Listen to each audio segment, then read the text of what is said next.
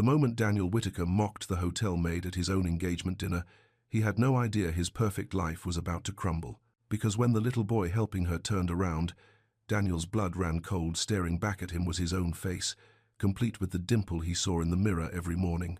5 years of lies, 5 years of blocked messages, 5 years of a son who didn't know his father's name. And the woman who had kept them apart, the one person Daniel trusted most in the world. Now Maya Bennett stood there in her uniform, watching the recognition dawn in Daniel's eyes, while his fiancée's smile began to crack and his mother's face went white as snow. Some secrets destroy families. Others rebuild them in ways no one sees coming.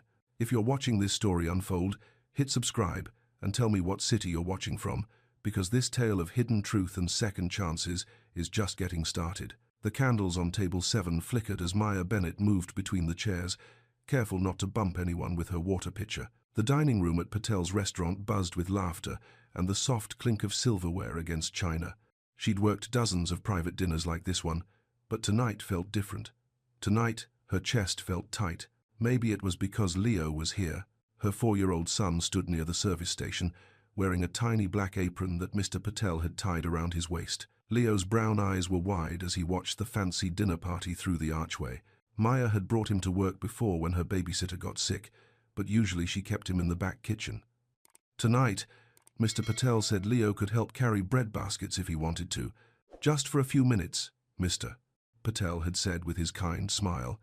The little one looks bored back there. Maya refilled the water glass of a woman with perfectly styled blonde hair. The woman, Sophie something, wore a diamond ring that caught the light every time she moved her hand.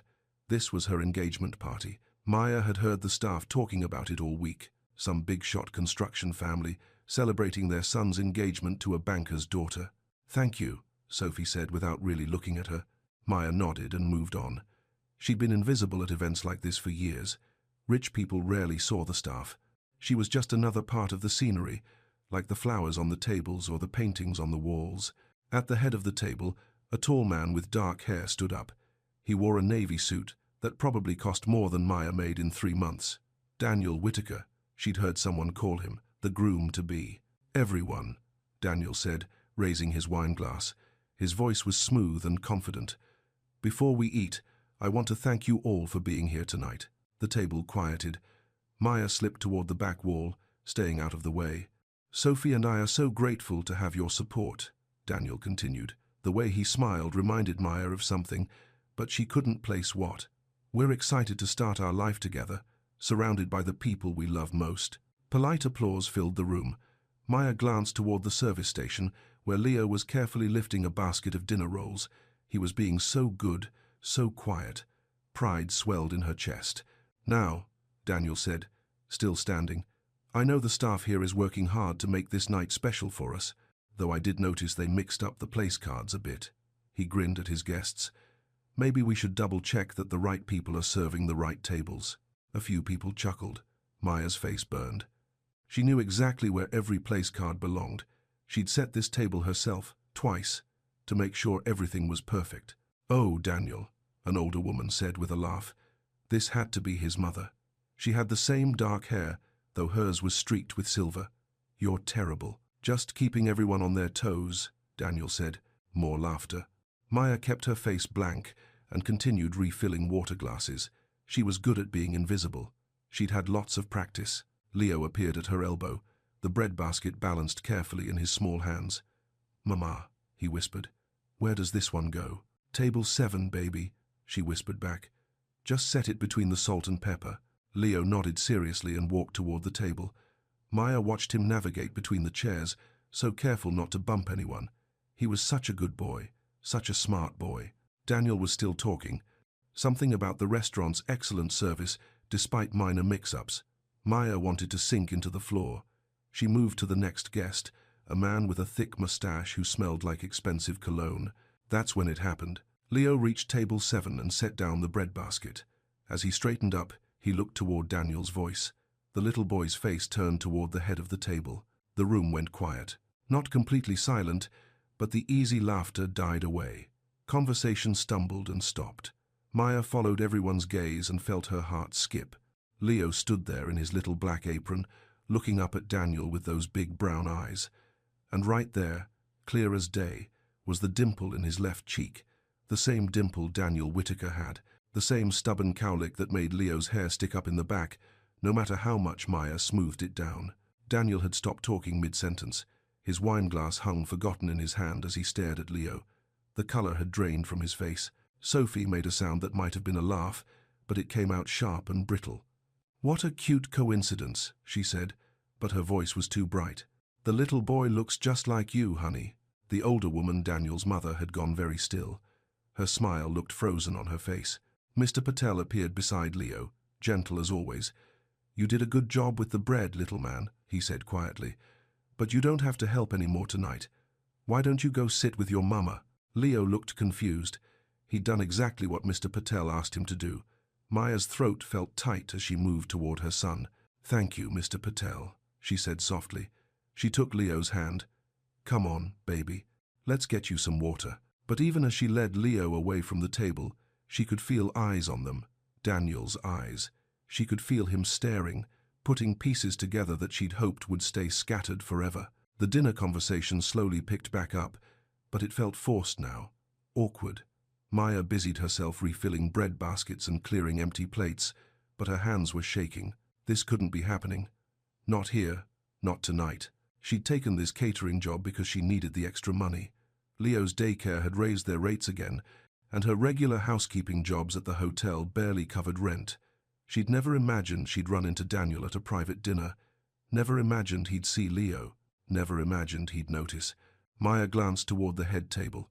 Daniel kept looking their way, even while he talked to the man beside him. His fiancée, Sophie, was doing her best to keep the conversation going, but there was a tightness around her eyes now. "Mama," Leo whispered, tugging on her uniform. "Why is everyone looking at us?" "They're not, baby," Maya lied. "You're just imagining things."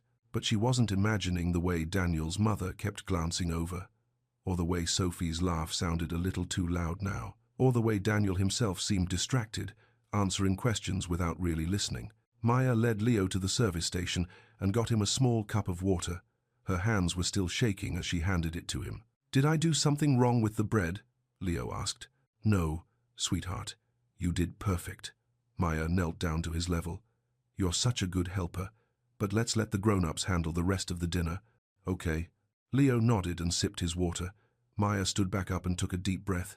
She could get through this. She just had to keep working, keep her head down, and get Leo out of here as soon as possible. But when she looked up, Daniel was walking toward the service station. Maya's heart hammered against her ribs.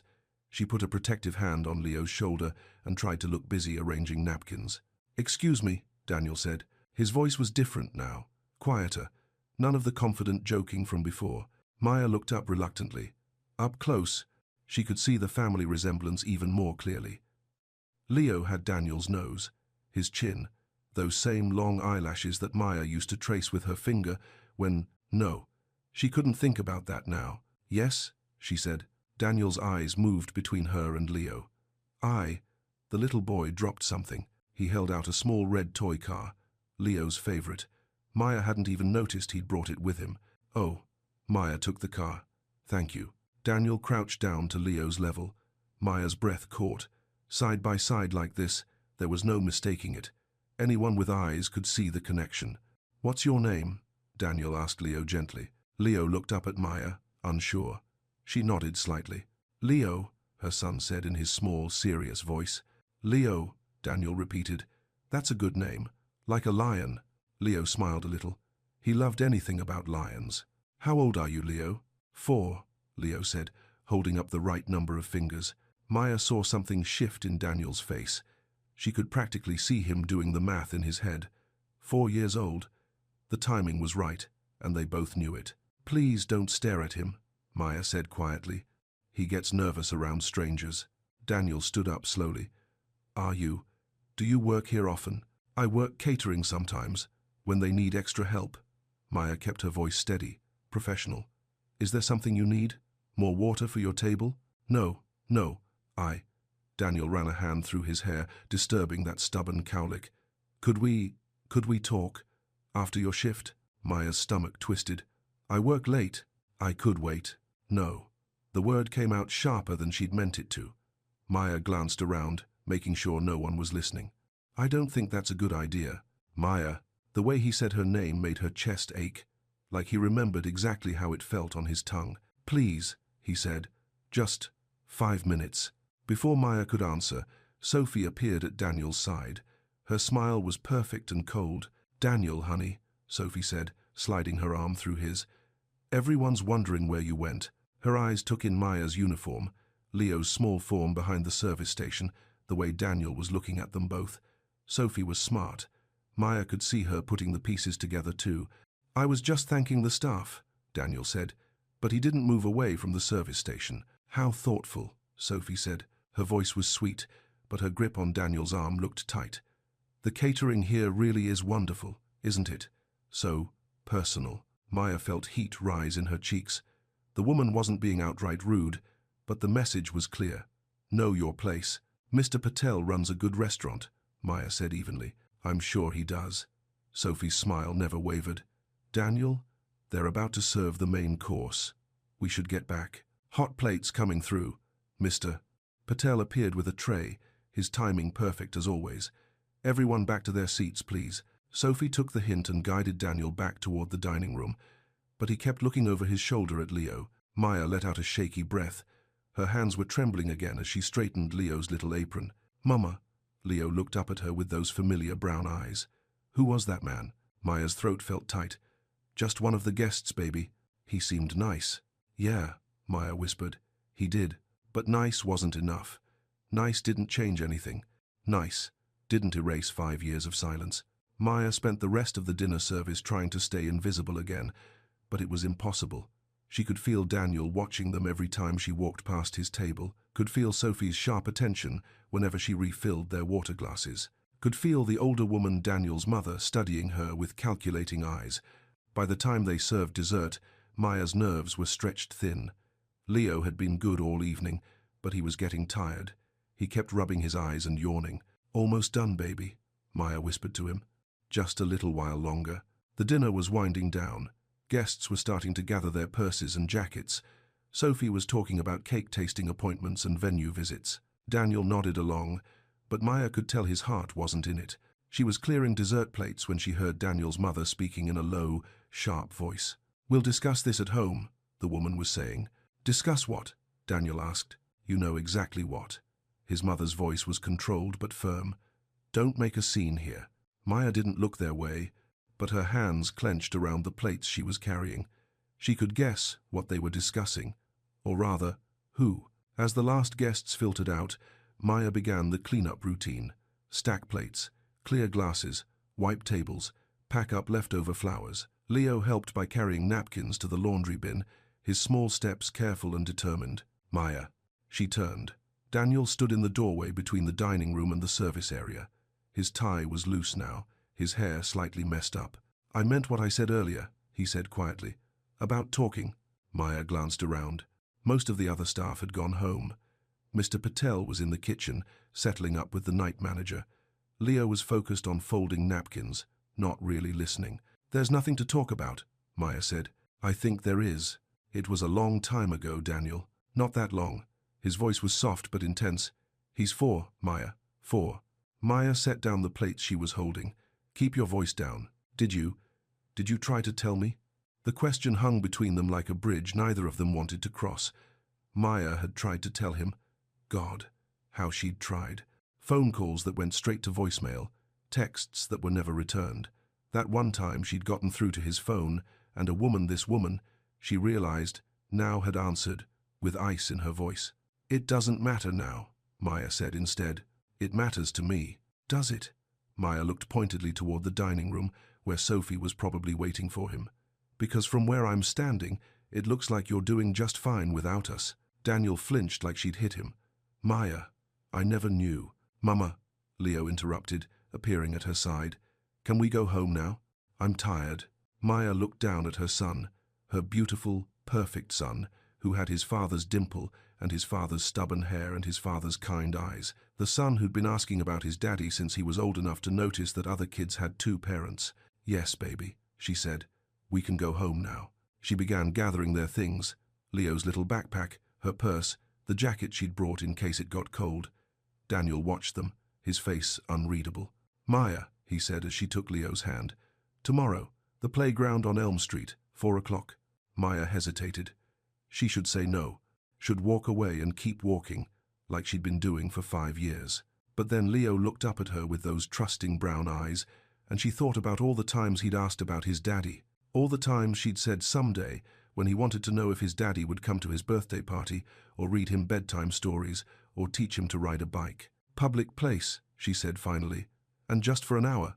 Daniel's face flooded with relief. "Yes, public place. 1 hour." Maya nodded once and led Leo toward the back exit. But as they reached the door, she heard footsteps behind them. Maya. Daniel's mother stood in the hallway, her elegant dress and jewelry making Maya feel even more aware of her stained work uniform. "A word?" Maya's grip tightened on Leo's hand. "I need to get him home. It's past his bedtime. This won't take long." The woman's smile was polite but firm. "Mrs. Bennett, isn't it?" How did she know Maya's last name? Maya's stomach dropped. "I don't think we have anything to discuss," Maya said. "Oh, I think we do." Daniel's mother, Evelyn, Maya remembered now, stepped closer. "You see, my son is getting married in 3 months. To a wonderful girl, from a good family. The kind of girl who'll be an asset to our business, our reputation." Maya felt Leo press closer to her side. Even at 4 years old, he could sense tension. "I understand," Maya said carefully. "Do you?" Evelyn's voice stayed pleasant, but her eyes were cold. "Because from what I just witnessed, it seems like you might have some misguided ideas about your place in his life." Heat flooded Maya's cheeks. "I don't have any ideas about anything. I'm just trying to do my job and get my son home." "Good," Evelyn smiled. "Then we understand each other. My son has worked very hard to build the life he has. I'd hate to see it derailed by complications from the past." The message was crystal clear. Stay away. Keep quiet. Don't rock the boat. Maya had spent years learning to keep her head down, to stay in her lane, to not make waves. It was safer that way. Easier. But as she looked at this woman who might be Leo's grandmother, talking about her son like he was nothing more than a complication, something fierce rose up in Maya's chest. "Leo isn't a complication," she said quietly. "He's a little boy." Evelyn's smile tightened. "Of course he is. A lovely little boy who deserves a stable life with his mother, away from unnecessary confusion." Maya wanted to say more, wanted to point out that Leo deserved to know his father too, deserved answers to all the questions he asked. But Leo was tired and overwhelmed, and this hallway in a restaurant wasn't the place for this conversation. "Come on, baby," Maya said instead. "Let's go home." As they walked toward the exit, Maya heard Evelyn call out one more thing. 4 o'clock tomorrow, you said?" The woman's voice was casual, but Maya could hear the steel underneath. "At the Elm Street playground?" Maya's blood went cold. Evelyn had been listening, had heard everything. Maya didn't turn around. She just pushed open the back door and led Leo out into the night air. The alley behind Patel's restaurant was quiet, except for the distant sound of traffic. Maya's car, a 10-year-old Honda with a dented bumper, sat under a streetlight that flickered on and off. "Mama," Leo said as she buckled him into his car seat. "Why did that lady seem mad?" Maya's hand stilled on the seatbelt. "How did you explain grown-up complications to a 4-year-old? How did you explain that sometimes adults made mistakes that hurt everyone around them?" "She wasn't mad, baby," Maya said softly. "Just tired. It was a long night for everyone." Leo nodded, satisfied with that answer for now. Maya knew the questions would come later, when he'd had time to think. Leo was a thoughtful child, always noticing things other people missed. As she started the car, Maya caught a glimpse of movement in the restaurant's back doorway. Daniel stood there, watching them leave. Even in the dim light, she could see the uncertainty on his face. For just a moment, Maya let herself remember what it felt like to be looked at like that by him, like she mattered, like she was worth fighting for. Then she pulled out of the alley and drove home. Leo's soft breathing in the back seat and the weight of tomorrow's meeting pressing heavy on her heart. Some doors, once closed, were better left that way. But as Maya glanced in the rearview mirror at her sleeping son, his face relaxed and peaceful, that familiar dimple barely visible in the streetlight, she knew that this particular door had never really been closed at all. It had just been waiting. Maya woke up the next morning with a knot in her stomach, that had nothing to do with the leftover pizza she'd eaten for dinner. Sunlight streamed through the thin curtains of her small apartment, and she could hear Leo in the kitchen, probably trying to reach the cereal box on the counter. "Morning, baby," she called, padding barefoot across the worn carpet. "Morning, Mama." Leo stood on his tiptoes, stretching toward the cabinet. "I can't reach the Cheerios."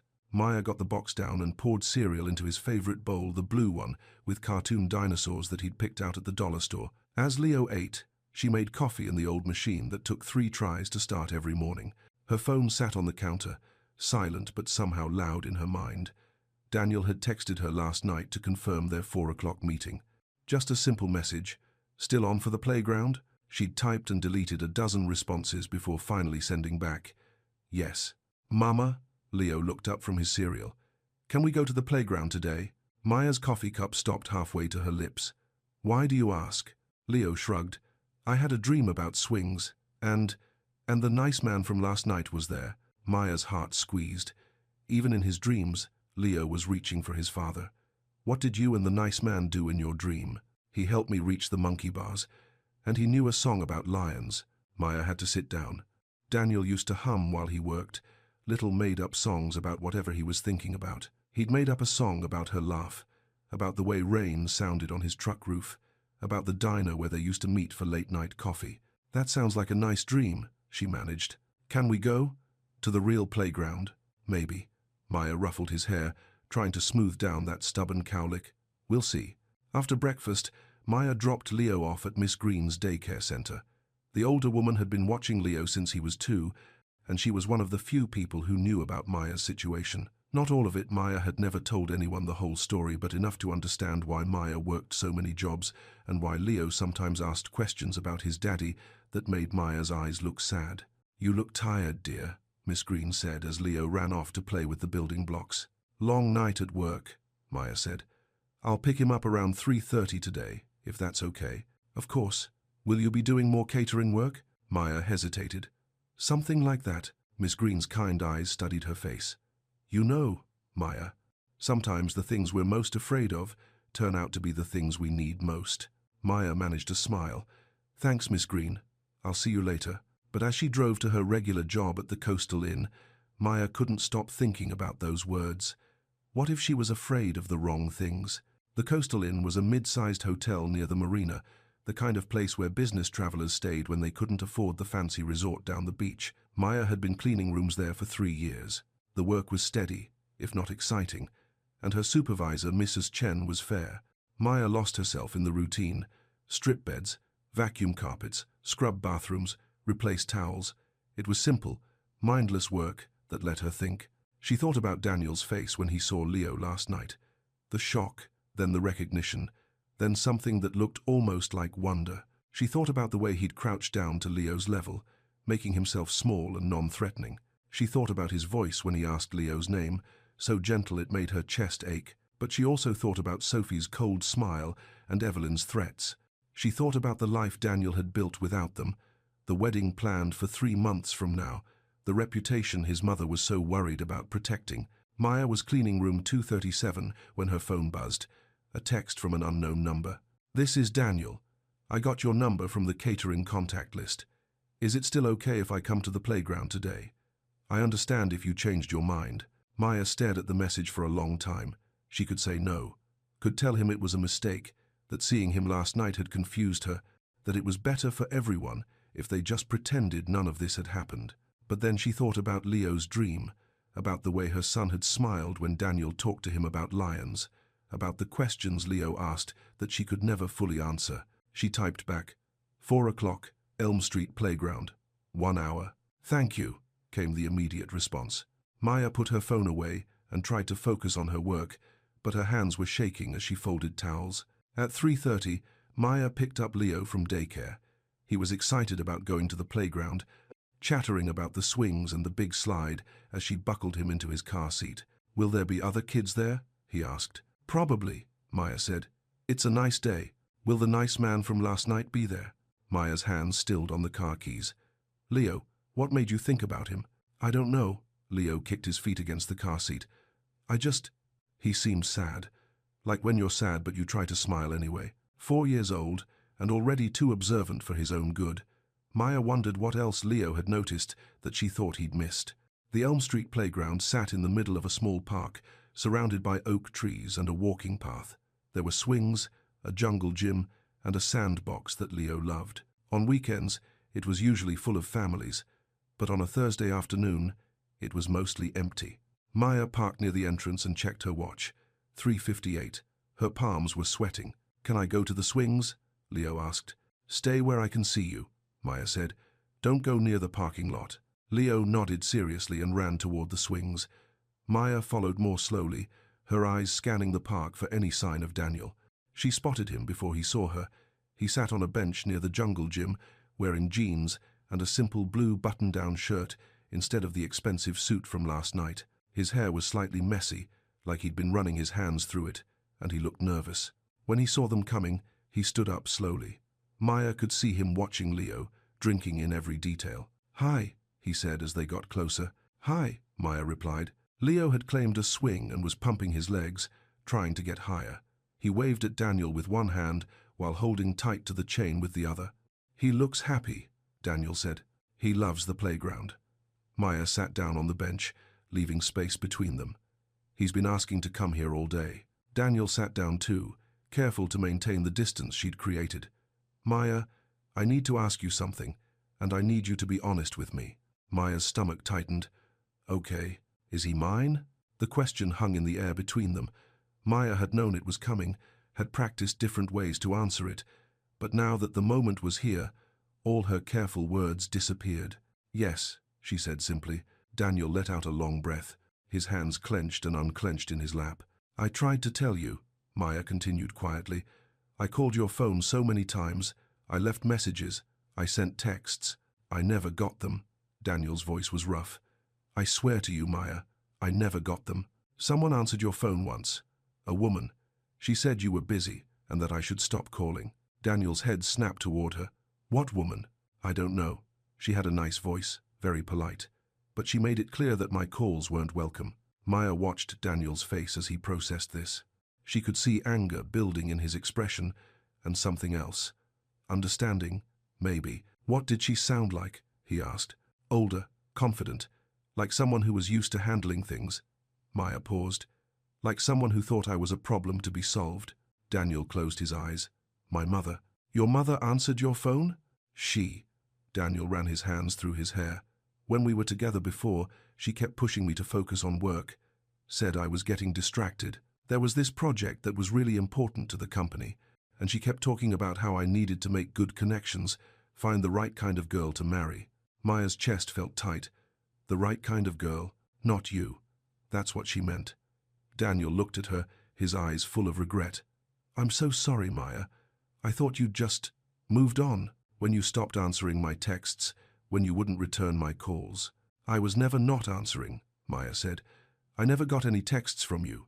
They stared at each other as the full picture became clear. 5 years of missed connections. 5 years of thinking the other person didn't care. 5 years of Leo growing up without his father because someone else decided they knew what was best. "Mama," Leo called from the swings. "Look how high I can go." Maya waved at him, grateful for the interruption.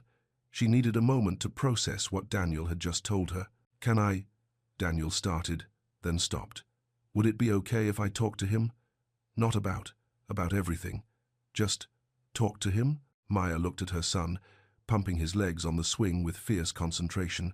She thought about all the times he'd asked about his daddy, all the times she'd had to say she didn't know where he was or when he might come back.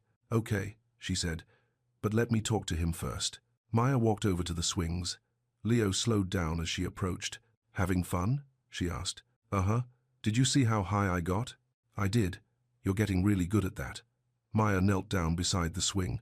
"Leo, remember the nice man from last night? From the restaurant?" Leo nodded. "He's here. He'd like to talk to you for a little while. Would that be okay?" Leo looked past her to where Daniel sat on the bench. "Is he sad again?" "Maybe a little bit. But I think talking to you might make him feel better." "Okay," Leo said. "Can I show him the monkey bars?" "If he wants to see them." Maya waved Daniel over. He approached slowly, like he was afraid sudden movements might scare Leo away. "Hi, Leo," Daniel said. Remember me? You're the man from the fancy dinner, Leo said. You gave me back my car. That's right. Daniel smiled, and Maya could see exactly where Leo had gotten his own smile. Your mum said you might show me the monkey bars. Leo hopped off the swing. I can't reach them yet, but I'm practicing. Mama says I'll be big enough next year. Next year's not that far away, Daniel said. Can you show me how you practice? Leo led them to the jungle gym. He stood under the monkey bars and reached up as high as he could, his fingertips just barely brushing the lowest bar. See, Leo said. I'm too short, but I'm growing. Daniel looked at the bars, then at Leo. You know, when I was your age I was too short too. My dad used to give me a boost until I got bigger. Really? Really? Would you like me to help you reach one? Just so you can feel what it's like. Leo looked at Maya. She nodded. Okay, Leo said. Daniel crouched down. Climb on my shoulders. I'll hold your legs so you don't fall. With careful movements, Leo climbed onto Daniel's shoulders. Daniel stood up slowly, and suddenly Leo was high enough to grab the first monkey bar. Mama, look, Leo called, hanging from the bar with Daniel spotting him carefully. I'm doing it. I see, baby. You're doing great. Leo hung for a few seconds before dropping down into Daniel's waiting arms. He was grinning from ear to ear. That was awesome, Leo said. Can we do it again? If your mum says it's okay, Daniel said, looking at Maya. They spent the next 20 minutes playing. Daniel pushed Leo on the swings, helped him climb the slide, and showed him how to balance on the low beam. Maya watched from the bench, her heart doing complicated things in her chest. This was what she'd dreamed about for years. Leo having a father figure, someone to play with him, to teach him things, to look at him like he was the most important thing in the world. But she'd also dreamed about heartbreak, about Leo getting attached and then being disappointed when adults made adult decisions that put their own needs first. Mama, Leo said, running over to her. Daniel knows about lions too. Maya looked at Daniel, who had followed Leo over. Lions? I told him my name means lion, Leo explained. And he said lions are brave and strong, and they take care of their families. Daniel's eyes met Maya's over Leo's head. I told him that Leo is a perfect name for a perfect boy. Maya's throat felt tight. That's nice. Leo yawned. The excitement of the playground was wearing off, and it was getting close to his usual snack time. I think we should head home soon, Maya said. Leo's face fell. Already? We've been here for a while, baby, and you're getting tired. Daniel doesn't have to leave too, does he? Maya looked at Daniel, not sure how to answer. They hadn't talked about what came next, about whether this was a one-time thing or the beginning of something more complicated. I have to go too, Daniel said gently, but maybe we could come to the playground again sometime. If your mom says it's okay. Leo looked at Maya with hopeful eyes. Can we? Mama, please? Maya felt cornered. If she said no, she'd be the bad guy who kept Leo from his new friend. If she said yes, she was opening a door that might lead to more heartache than either of them could handle. We'll see, she said, which was what she always said when she needed more time to think. But Leo seemed satisfied with that answer. He hugged Daniel goodbye, a quick, spontaneous hug that made Daniel's face light up. Bye, Daniel, Leo said. Thank you for helping me reach the monkey bars. Thank you for showing them to me, Daniel said. I had a really good time. As they walked back to the car, Leo chatted about everything they'd done. Maya listened with half her attention, while the other half tried to process what had just happened. Daniel had been good with Leo. Better than good. Natural, kind, patient. Everything she'd hoped Leo's father would be, if he'd ever had the chance to be a father. But Daniel was also engaged to another woman. He was part of a family that had already made it clear they didn't want Maya and Leo in the picture. He had a life that didn't include them, and Maya wasn't sure one afternoon at a playground could change that. As she buckled Leo into his car seat, her phone buzzed. A text from Daniel. Thank you for today, for letting me meet him. Really meet him. Maya stared at the message for a moment before typing back. He had fun. So did I. Maya, can we talk again? Just us, I mean. There are things I need to tell you. Things about what happened before. Maya's fingers hovered over the phone. Part of her wanted to hear his explanations. Part of her was afraid that knowing the truth would make everything harder. I don't know, she typed. This is complicated. I know it is. But he's my son too. The words hit Maya like a punch to the stomach. He's my son too. It was true, biologically speaking. But Daniel hadn't been there for the sleepless nights when Leo was teething, hadn't been there for the doctor visits when Leo had pneumonia at 2 years old, hadn't been there for the first words, the first steps, the first day of preschool. Maya had been Leo's everything for 4 years. The idea of sharing him, of having to consider someone else's feelings and opinions about how to raise him, felt overwhelming. But as she looked in the rearview mirror at Leo, already falling asleep in his car seat, she thought about what Miss Green had said that morning. Sometimes the things we're most afraid of turn out to be the things we need most. Maybe Leo needed his father. Maybe Daniel deserved the chance to be the father he'd never had the opportunity to be. And maybe, Maya thought as she drove home, she needed to stop being so afraid of getting hurt that she forgot Leo had needs too. Her phone buzzed again. Another text from Daniel. I know I don't have the right to ask for anything, but please, just think about it. Maya didn't respond right away. Instead, she drove home through the familiar streets of her neighborhood, past Mrs. Alvarez's house where the old woman was watering her flower garden, past Ray's auto shop where her cousin was probably working late on some complicated engine repair. This was her world. Small, safe, predictable. She'd built it carefully, piece by piece, to protect herself and Leo from disappointment and hurt. But maybe it was time to let some uncertainty back in. Maybe it was time to take a chance. That night, after Leo was asleep, Maya sat on her small couch with her laptop open. She'd been staring at the same email for 20 minutes, trying to figure out what to write. Finally, she typed, Daniel, we can talk, but not at my apartment and not with Leo around. Saturday morning, 9 a.m., Patel's restaurant, 1 hour. She hit send before she could change her mind. His response came back within minutes. I'll be there. Thank you, Maya, for everything. Maya closed the laptop and went to check on Leo. He was sleeping peacefully, one arm wrapped around his favorite stuffed lion. In the dim light from the hallway, she could see that stubborn cowlick sticking up and the faint dimple in his left cheek. For 4 years, she'd protected him from the possibility of rejection and disappointment, but maybe it was time to protect him from the possibility of never knowing his father too. Maya kissed Leo's forehead and whispered, We're going to figure this out, baby. I promise. As she got ready for bed, Maya tried not to think about the conversation she'd agreed to have, tried not to think about Daniel's face when he'd looked at Leo, or the way he'd been so careful and gentle during their playground visit. Tried not to think about the way her heart had skipped when he'd smiled at their son. But as she lay in bed, staring at the ceiling, Maya couldn't shake the feeling that everything was about to change. For better or worse, the careful world she'd built around Leo and herself was about to get a lot more complicated, and for the first time in years, she wasn't sure if that scared her or excited her. Maybe it was both. Saturday morning came with grey clouds and the smell of rain in the air. Maya woke up early, her stomach churning with nerves. She'd barely slept, going over and over what she wanted to say to Daniel, what questions she needed answers to, what boundaries she needed to set. Leo was still asleep when she got up to make coffee. The apartment felt too quiet, too small. Maya found herself pacing the tiny kitchen, checking the clock every few minutes even though it was only 7:30. By 8 o'clock, Leo was awake and asking for pancakes. Maya mixed the batter with shaking hands, while Leo built a tower with his blocks on the living room floor. Mama, Leo said, appearing in the kitchen doorway with his stuffed lion tucked under his arm. Are we going to see Daniel again today? Maya's hand stilled on the mixing bowl. Why do you ask? I had another dream. We were building something together, like a fort or a treehouse. Maya's heart clenched. Even in his sleep, Leo was reaching for his father. I'm going to talk to Daniel this morning. You're going to stay with Mrs. Alvarez for a little while. Can I come too? Not this time, baby. This is grown-up talk.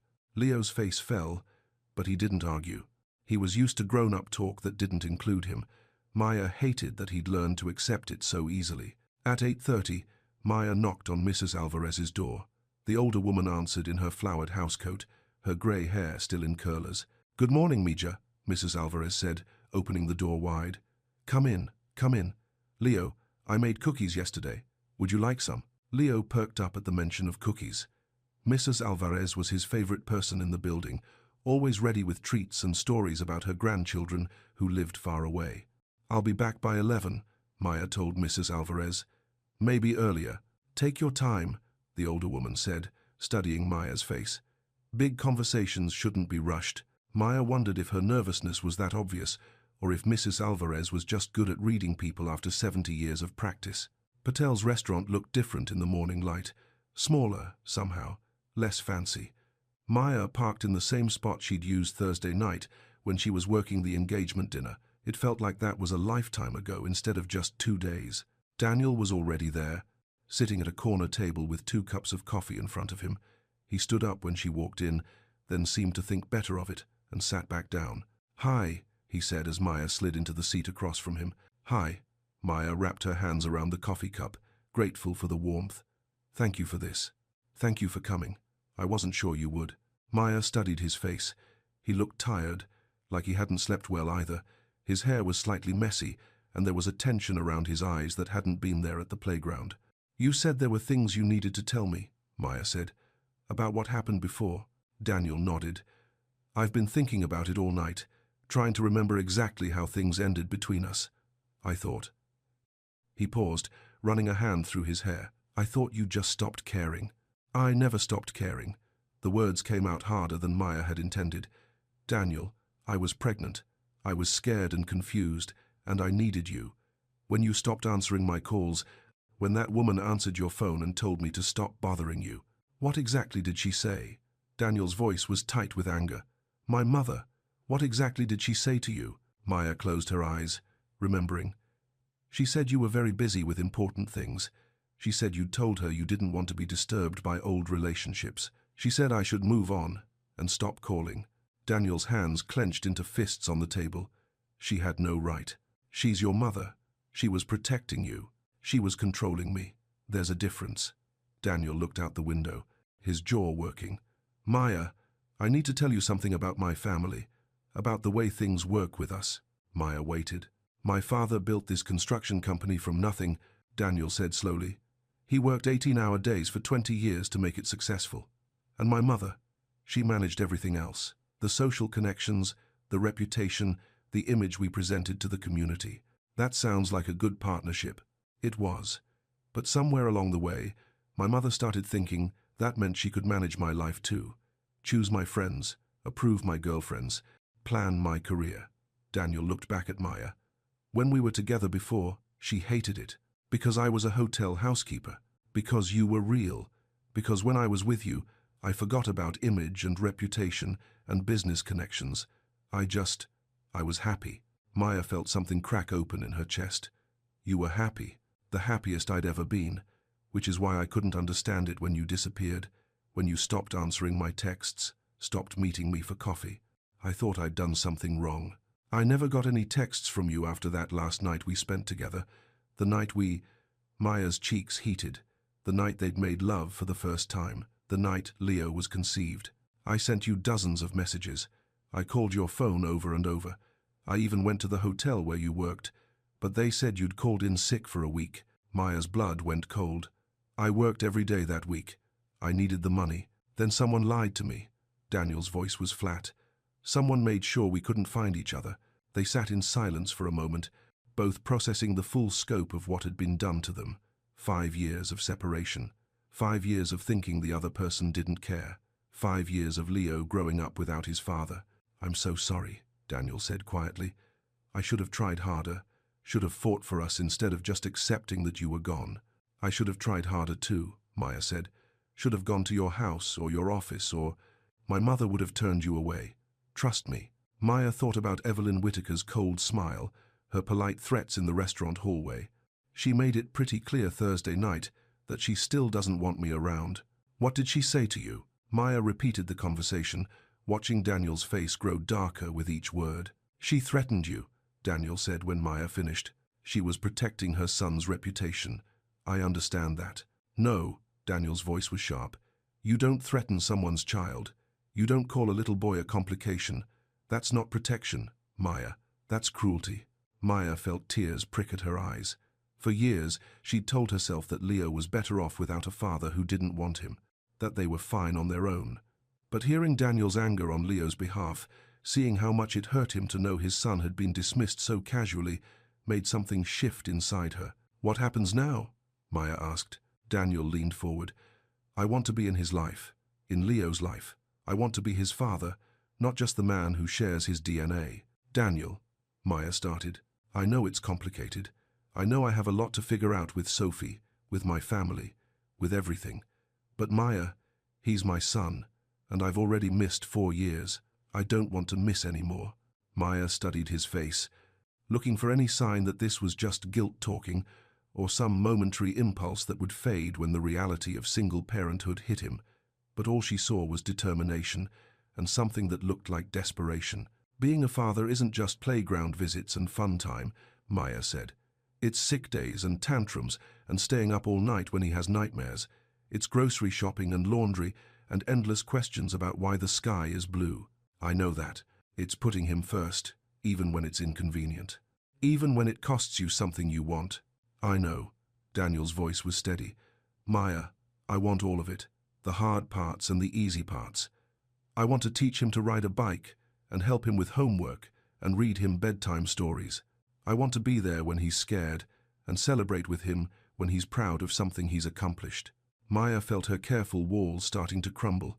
What about Sophie? What about your wedding? Daniel was quiet for a long moment. I don't know yet. I need to talk to her.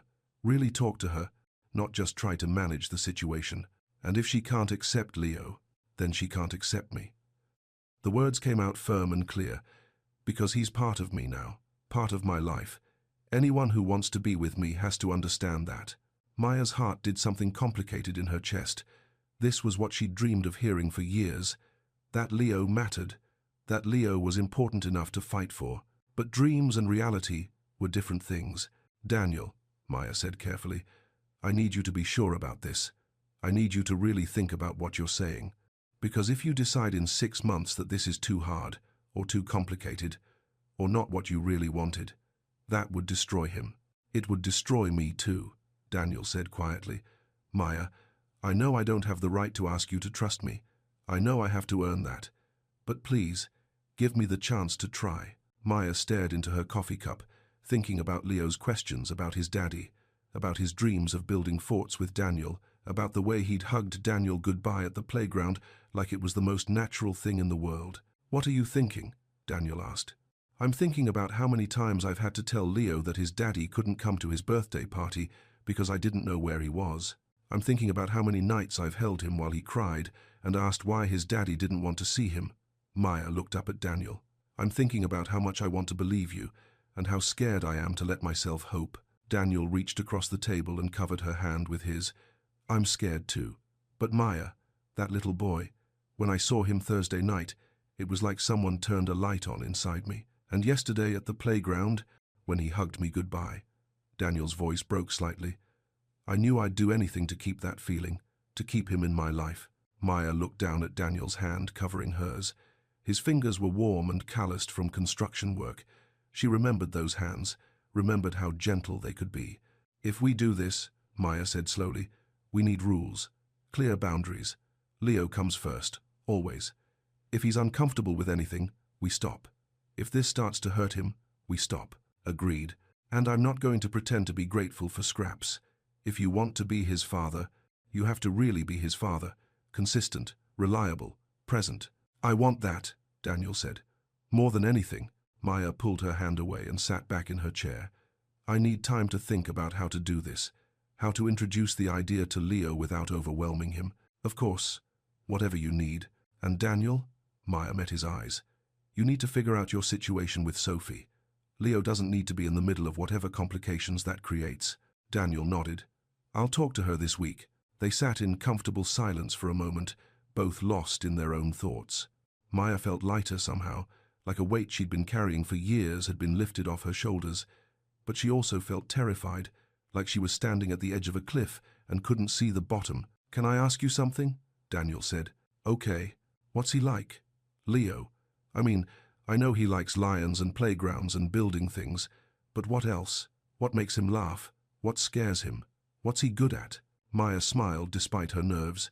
He's funny, really funny, in this deadpan way that catches you off guard. He'll say something completely serious that makes you laugh until you can't breathe. Like what? Last week, Mrs. Alvarez was telling him about her cat who died when she was a little girl. Leo listened very seriously, then patted her hand and said, That's okay. When you were little, everything was in black and white anyway, so the cat probably didn't mind. Daniel laughed. That's amazing. He's also incredibly stubborn. Once he makes up his mind about something, good luck changing it. And he notices everything. Things I wish he wouldn't notice. Sometimes. Like what? Like when I'm worried about money and trying to hide it. Or when I'm sad about something and trying to pretend I'm not. He'll come up to me and just take care of me. Bring me a juice box or my favorite pen or his stuffed lion to make me feel better. Daniel's eyes were soft. He sounds amazing. He is. Maya's voice was fierce with pride. He's the best thing I've ever done. Maya, Daniel said quietly, I know I can't undo the last 5 years. I can't go back and be there for his birth or his first steps or all the moments I missed. But if you'll let me, I want to be there for everything going forward. Maya looked at him for a long moment. This was it. The moment where she decided whether to open the door she'd kept locked for so long or to keep protecting herself and Leo from the possibility of heartbreak. Okay, she said finally. We can try. Daniel's face lit up. Really? Really? But we start slow. Public places, short visits. We see how Leo responds before we make any big changes. Whatever you think is best. And Daniel? Maya leaned forward. If you hurt him, if you disappoint him, if you decide this is too much work and you disappear, I will never forgive you. Do you understand that? I understand, Daniel said solemnly. And Maya? I promise you, that won't happen. Maya hoped he was right. For Leo's sake, she hoped he was right. They talked for another 20 minutes, working out the practical details. Daniel would pick them up at 10 o'clock the next Saturday for another playground visit. After that, they'd see how it went. As Maya walked back to her car, she felt like she was moving through a dream. After 5 years of silence, Leo was going to have a father. After 5 years of shouldering everything alone, she was going to have help. The thought should have been comforting, but instead it made her stomach twist with anxiety. What if Daniel changed his mind? What if his family pressured him to stay away? What if Sophie couldn't accept the situation and Daniel chose his fiancée over his son? Maya tried to push the worries away. She'd made her decision. Now she just had to trust that Daniel would keep his word. When she got back to Mrs. Alvarez's apartment, Leo was on the floor building a complicated structure with the older woman's collection of empty coffee cans and cardboard boxes. Mama! Leo jumped up and ran to her. Look what I made. It's a fort for lions. Maya knelt down to examine Leo's creation. It's wonderful, baby. Very creative. Mrs. Alvarez helped. She said when she was little, she built forts all the time. That sounds like fun. Maya looked up at Mrs. Alvarez, who was watching them with knowing eyes. How did your conversation go, Mija? The older woman asked. Maya wasn't sure how to answer that. It was good. I think change is always scary, Mrs. Alvarez said gently. But sometimes scary things turn out to be blessings in disguise. Maya hoped she was right about that too. That afternoon, Maya and Leo went grocery shopping and ran errands. Normal Saturday things that felt different somehow, like everything had shifted just slightly off its usual axis. Leo was unusually quiet during dinner, picking at his chicken nuggets instead of eating them. What's wrong, baby? Maya asked. Mama, Leo said, looking up at her with serious eyes. Are you sad? The question caught Maya off guard. Why would you think I'm sad?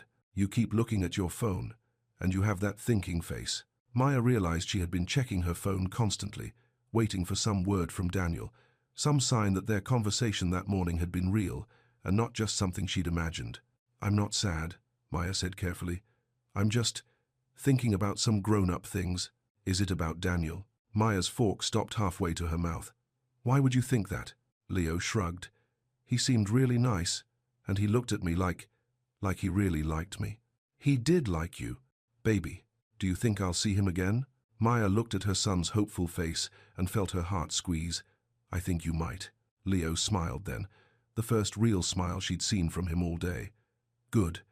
I want to show him my fort at home. That night, after Leo was asleep, Maya sat on her couch with her laptop open, staring at a blank email screen. She'd started and deleted a dozen messages to Daniel, not sure what to say or if she should say anything at all. Finally, she typed, "Thank you for today, for being honest with me. I think we're doing the right thing." She hit send before she could change her mind. Daniel's response came back within minutes. "Thank you for giving me this chance. I won't let you down." Maya closed the laptop and went to check on Leo one more time.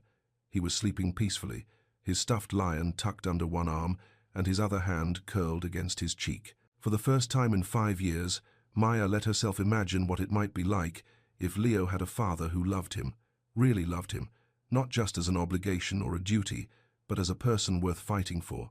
The thought was terrifying and wonderful in equal measure. As she got ready for bed, Maya tried not to think too far ahead, tried not to imagine all the ways this could go wrong, all the complications that were probably coming. Instead, she focused on Leo's smile when he talked about Daniel, on the way Daniel had looked at their son like he was the most precious thing in the world, on the possibility that maybe, just maybe, they were all going to be okay. It wasn't much, but it was more hope than Maya had felt in a very long time, and for now, that was enough. The week that followed felt like the longest of Maya's life. Every day, she found herself checking her phone for messages from Daniel, even though they'd agreed to wait until Saturday for their next meeting. Leo asked about Daniel twice, both times with a casual tone that didn't fool Maya for a second. Her son was thinking about his father as much as she was. On Wednesday evening, Maya was helping Leo build a blanket fort in the living room when her phone rang. Unknown number, but she recognized Daniel's voice immediately. "Maya, I'm sorry to call so late. I know we said Saturday, but I needed to tell you something." Maya stepped into the kitchen, away from Leo's ears. "What is it?" "I talked to Sophie tonight. About everything." Maya's heart hammered against her ribs. "And she's hurt, really hurt, but she's not surprised." Daniel's voice was tired. "She said she'd been feeling for months like I was somewhere else, even when I was with her, like part of me was missing." "Daniel, I'm sorry. I never wanted to hurt anyone. This isn't your fault. It's mine. I should have been honest with her from the beginning. Should have told her I had unfinished business from my past. Should have fought harder to find you years ago." Maya closed her eyes. "What happens now? The engagement is off. Sophie's keeping the ring for now, but we both know it's over. She deserves someone who loves her completely, without reservations. Are you okay?" Daniel was quiet for a moment. "I'm sad. Sad for Sophie. Sad that I hurt someone I care about. But Maya, I'm also relieved. For the first time in years, I feel like I can breathe." Maya wasn't sure what to say to that. Part of her felt guilty that their situation had cost Daniel his relationship. Part of her felt hopeful that he'd chosen Leo over everything else. "There's something else," Daniel continued. "I told my parents everything. About Leo, about what my mother did 5 years ago, about my decision to be his father. How did they take it?" "My father was quiet. Disappointed, I think, but not angry. My mother," Daniel sighed. "She's furious. Keeps talking about damage control and reputation management. She wants me to get a paternity test. Make sure Leo is really mine before I throw my life away." Maya felt heat rise in her cheeks. "Leo is your son. I know that. I told her that. But she's convinced this is some kind of scheme, that you're trying to trap me or get money from the family. Daniel, maybe this is a bad idea. Maybe your family is right and Leo and I should just—" "No," Daniel's voice was firm. "Maya, don't let her get in your head. She's wrong about you, wrong about Leo, wrong about everything. And if she can't see what an amazing kid you've raised, that's her loss." Maya felt tears prick at her eyes. "This is going to be complicated. I know. But complicated doesn't mean impossible. And Maya, whatever my mother says or does, it doesn't change how I feel about Leo. He's my son. I want to be his father. That's not going to change." After they hung up, Maya sat at her small kitchen table for a long time, thinking. Change was coming whether she was ready for it or not. Daniel's engagement was over, his family was angry, and Leo was going to be caught in the middle of all of it. Maya looked through the doorway at her son, who was arranging his stuffed animals inside the blanket fort. He looked so small, so innocent. She wanted to protect him from all the adult complications, but she was starting to realize that protection might mean giving him what he'd always wanted, a father. Saturday morning arrived grey and drizzly. Maya dressed Leo in his favorite jeans and the red sweatshirt that brought out his brown eyes. He'd been excited all week about seeing Daniel again, asking every day if it was Saturday yet. "Will we go to the same playground?" Leo asked as Maya braided his hair. "I think so." "Daniel said he wanted to see if you could reach the monkey bars again." Leo grinned. "I've been practicing. Mrs. Chen at the hotel said I got stronger." Maya had been bringing Leo to work with her more often lately, when her regular babysitter wasn't available. Mrs. Chen, her supervisor, had a soft spot for Leo and let him help with small tasks while Maya cleaned rooms. Leo loved feeling useful. At exactly 10 o'clock, Daniel's truck pulled up outside their apartment building. Maya had been watching from the window, and she saw him check his reflection in the rearview mirror before getting out. "He's here," Leo called, jumping up from the couch where he'd been waiting with his jacket on for 20 minutes. Maya opened the door before Daniel could knock. He stood in the hallway holding a small paper bag and looking nervous. "Hi," he said. "Hi," Maya replied. "Leo's been ready since 9:30. I brought something." Daniel held up the bag. "I hope that's okay. It's not anything big, just—" "What is it?" Leo asked, appearing at Maya's side. "A kite," Daniel said, crouching down to Leo's level. "I thought if the wind dies down, we could try flying it at the park." Leo's face lit up. "Really? My very own kite? If your mum says it's okay." Maya looked between them, her heart doing complicated things. "It's okay." That was very thoughtful. The drive to the playground was easier this time. Leo chatted about his week, telling Daniel about the fort he'd built and the puzzle he'd finished and the book Miss Green had read at daycare about a lion who learned to be brave. "I'm brave too," Leo announced. "Mama says I'm the bravest boy she knows." "I believe that," Daniel said, catching Maya's eyes in the rearview mirror. "Brave runs in your family." At the park, Leo headed straight for the monkey bars. With Daniel's help, he managed to hang for almost 10 seconds before dropping down with a proud grin. "Did you see, Mama? I held on longer this time." "I saw, baby. You're getting so strong." They spent an hour playing on the equipment, then tried flying the kite in the open field next to the playground. The wind was perfect for it, and soon the bright blue kite was dancing high above their heads. Maya watched Daniel teach Leo how to control the string, how to let it out, and pull it in to make the kite dip and soar. Her son's concentration was complete, his tongue poking out slightly as he focused on the delicate movements. "Look, Mama," Leo called. "I'm flying it all by myself." "You're doing great, sweetheart." Maya found herself relaxing for the first time in days.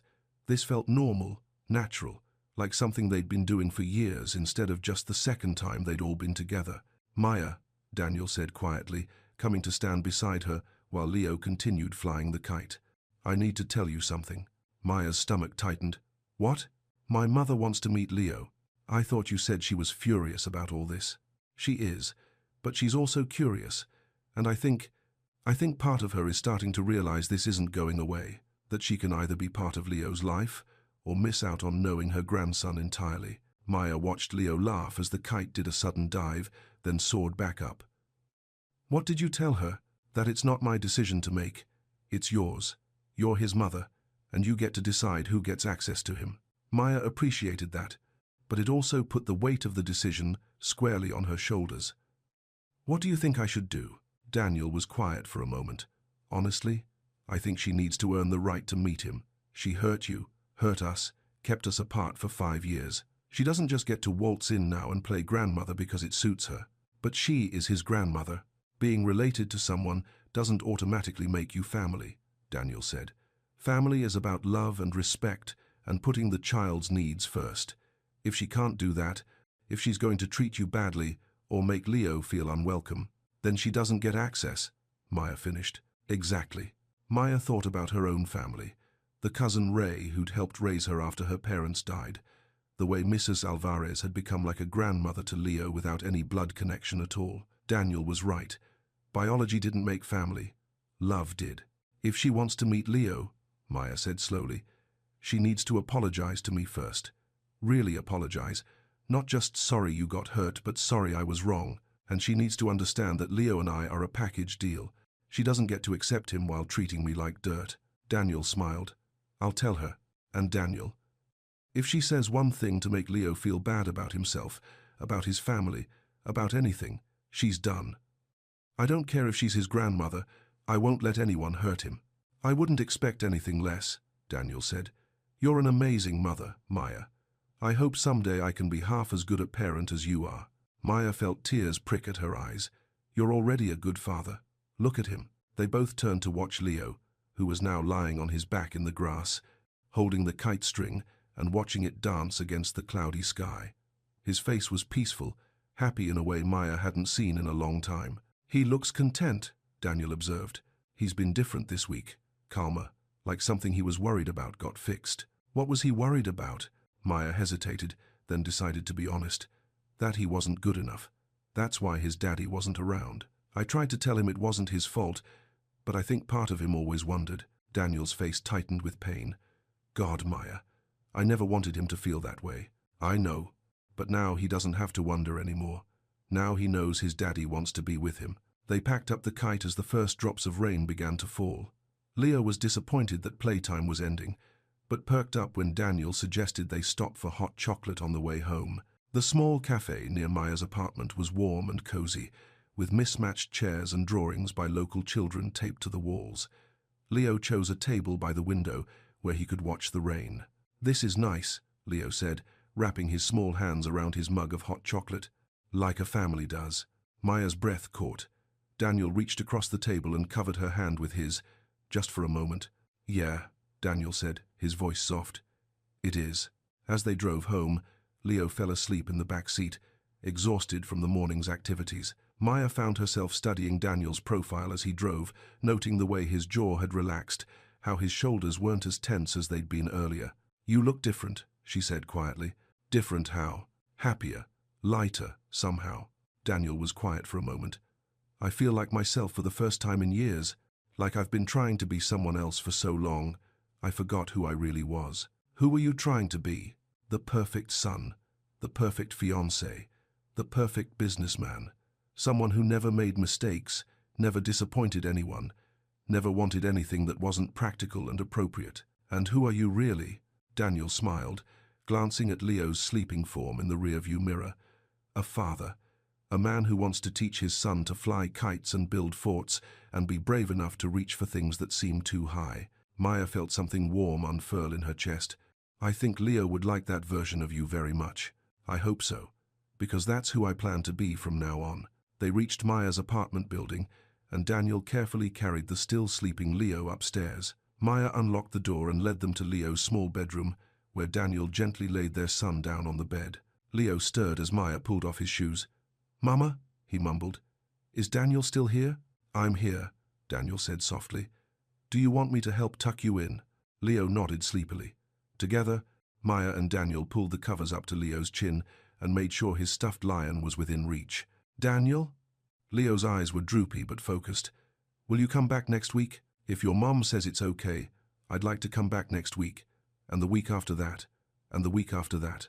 "Good," Leo said with a satisfied smile. "Maybe we can build a real fort next time." "I'd love to build a fort with you," Daniel said. Leo drifted back to sleep, and Maya and Daniel tiptoed out of his room. In the small living room, they stood facing each other, suddenly unsure what came next. "Thank you," Daniel said, "for today, for letting me be part of this. Thank you for the kite, and for—" Maya struggled to find words.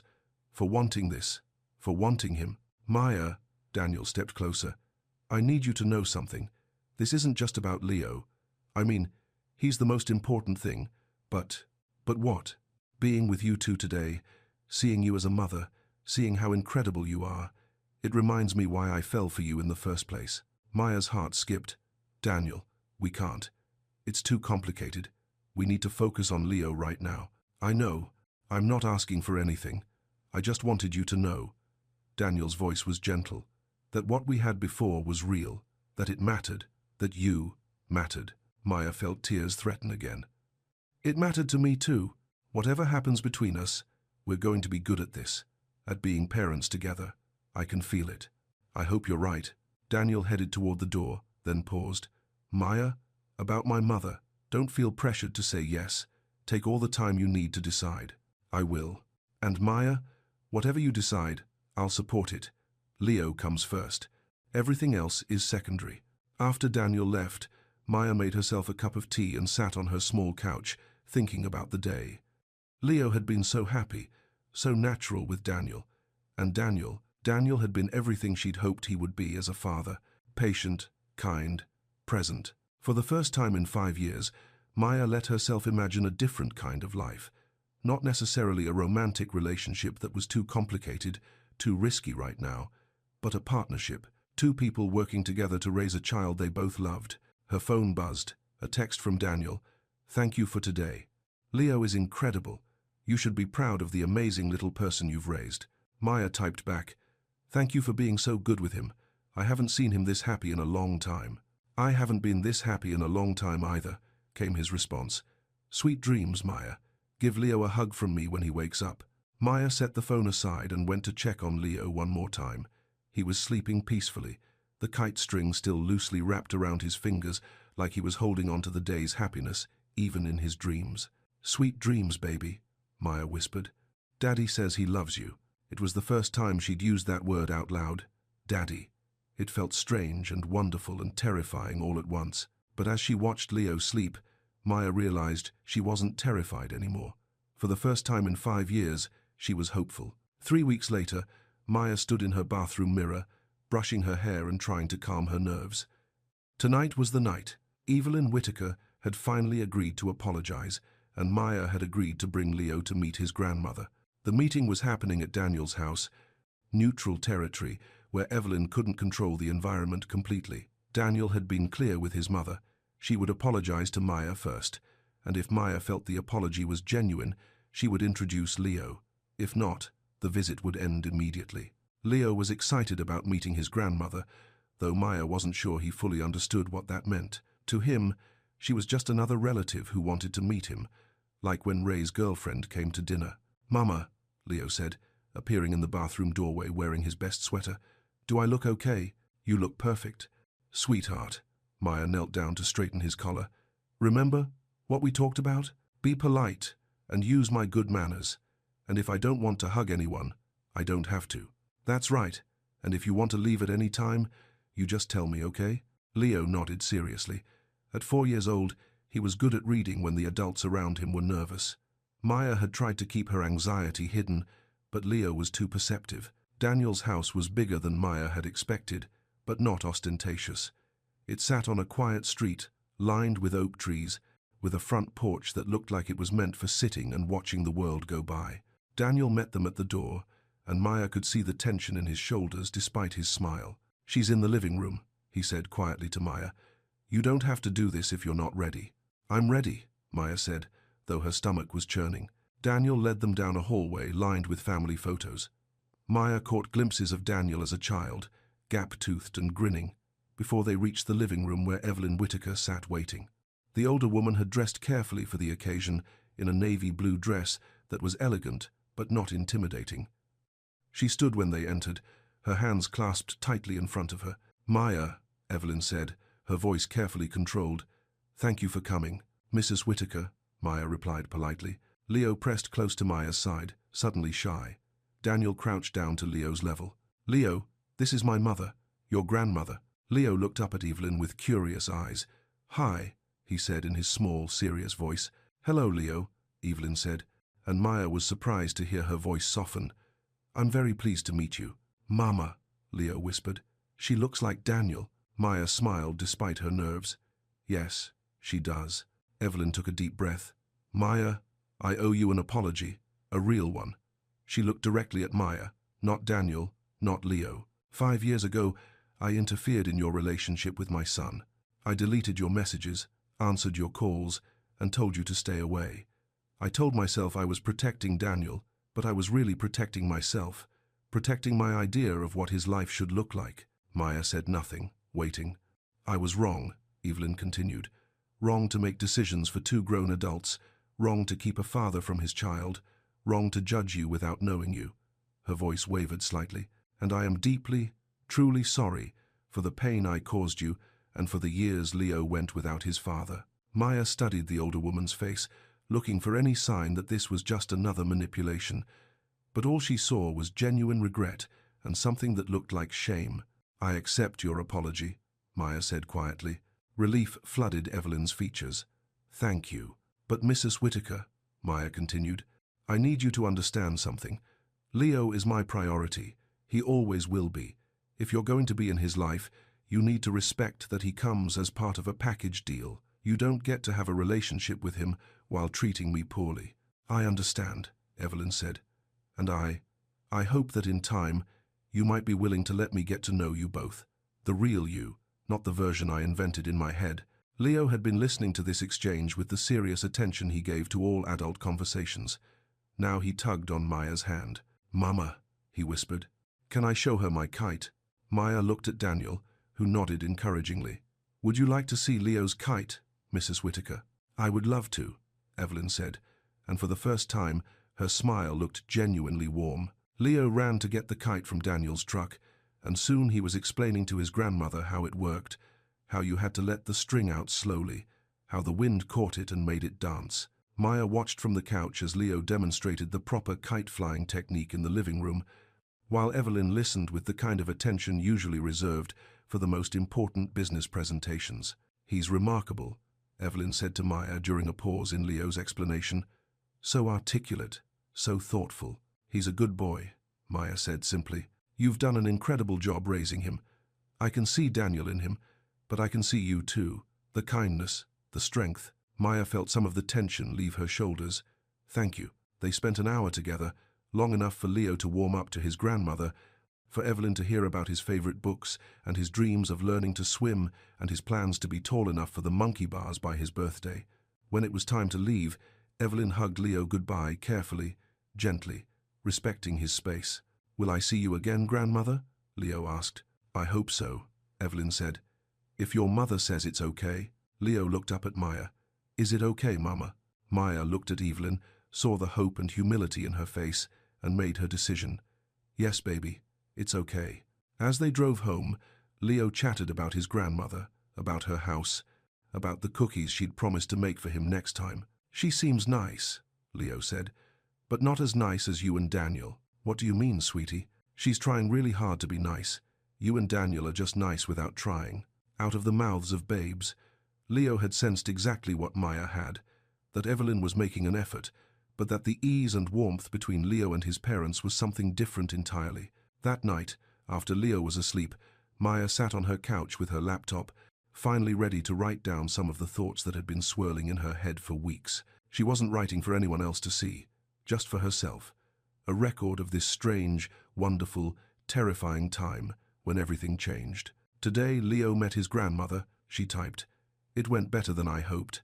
She apologized, really apologized, and Leo was his usual charming self.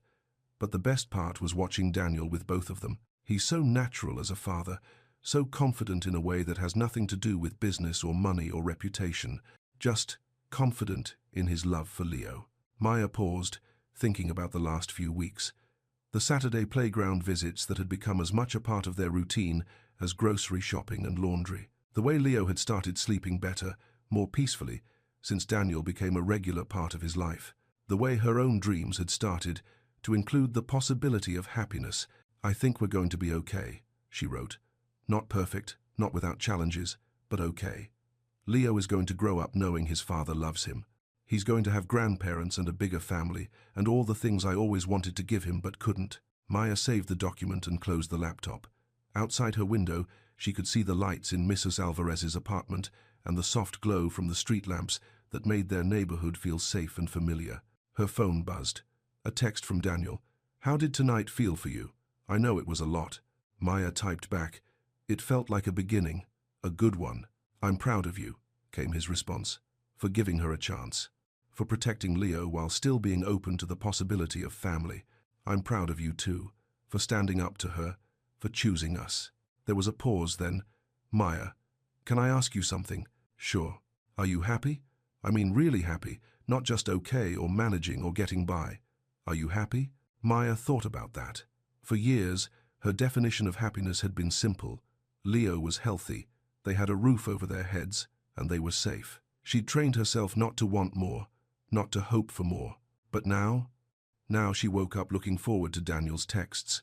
Now Leo talked about his daddy like it was the most natural thing in the world. Now she could imagine a future that included family dinners and birthday parties and Christmas mornings with more than just her and Leo around the tree. "Yes," she typed back. "I think I am happy. For the first time in a long time, I'm really happy." "Good," Daniel replied. "You deserve happiness, Maya. You deserve everything good." Maya set the phone aside and went to check on Leo one more time. He was sleeping peacefully, his stuffed lion tucked under one arm and a small smile on his face. "Sweet dreams, baby," Maya whispered.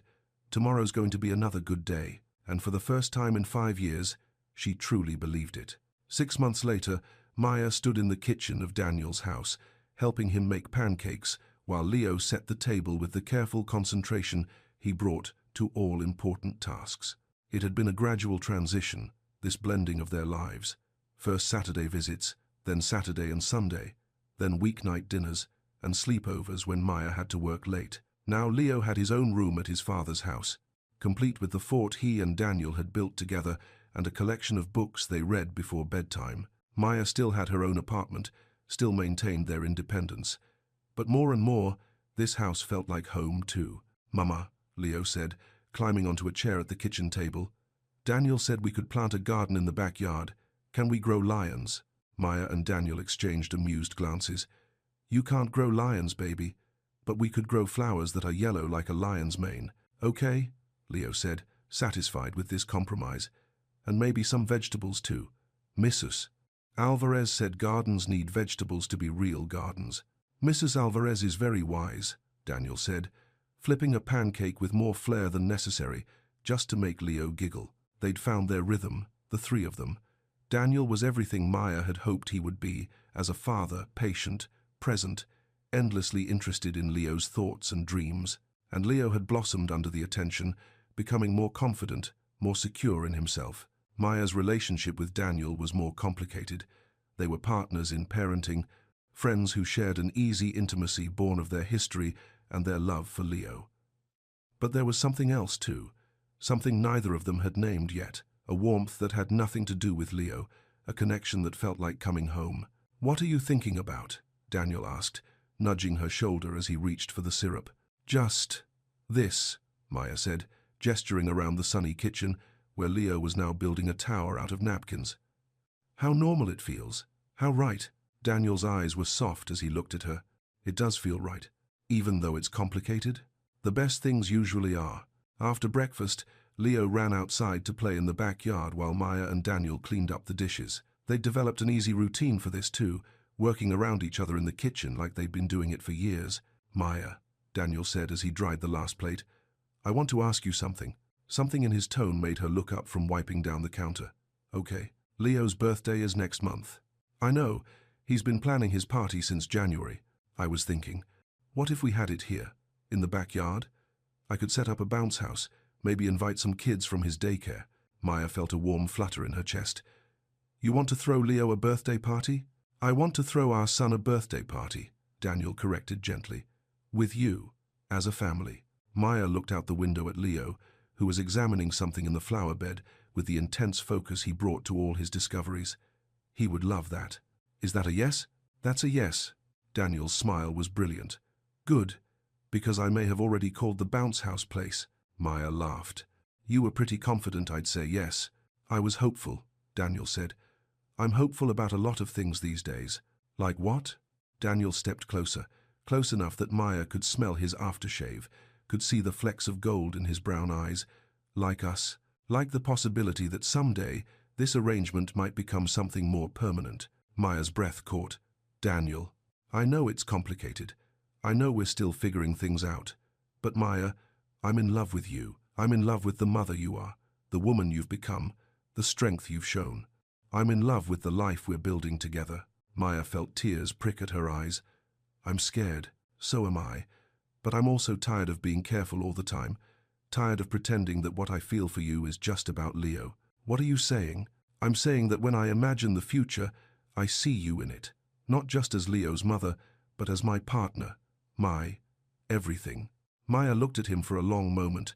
This man who had become so important to their small family, who had proven himself over and over again, not with grand gestures but with steady presence, who loved their son fiercely and who looked at her like she was precious.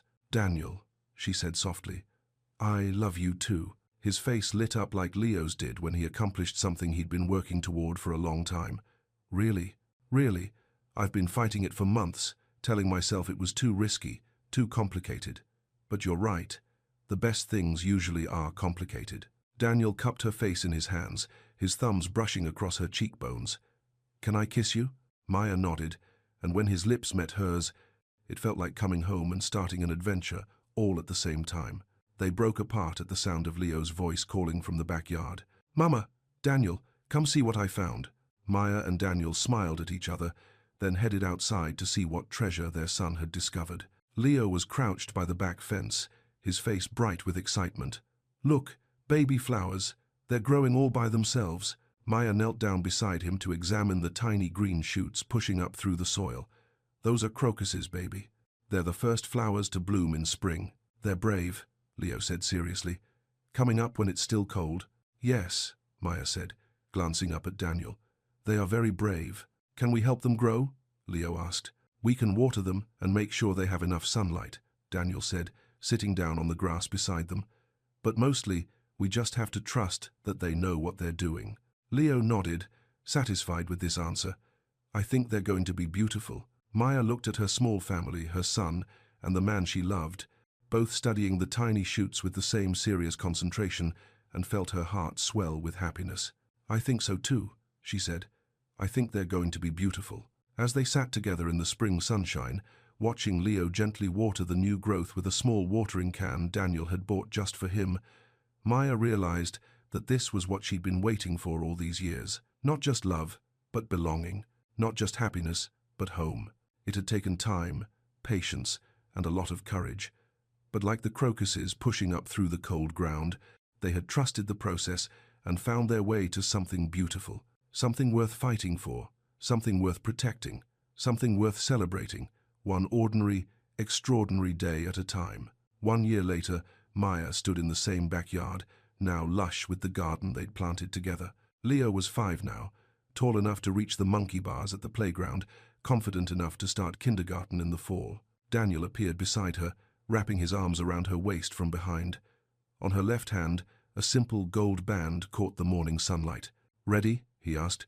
Maya nodded, looking at the small group gathered on the back porch. Mrs. Alvarez with her camera ready, Ray rolling his eyes good-naturedly at the fuss, Evelyn holding a gift wrapped in paper covered with lions, Miss Green beaming with pride at how much Leo had grown. "Leo," Maya called. "Time for pictures." Their son ran toward them, grass stains on his knees and a grin on his face that was pure sunshine. He threw himself into their waiting arms, and they caught him together, lifting him high between them as Mrs. Alvarez snapped photo after photo. This was their family. Complicated, imperfect, and absolutely beautiful. And it was everything they'd ever dreamed of, and more.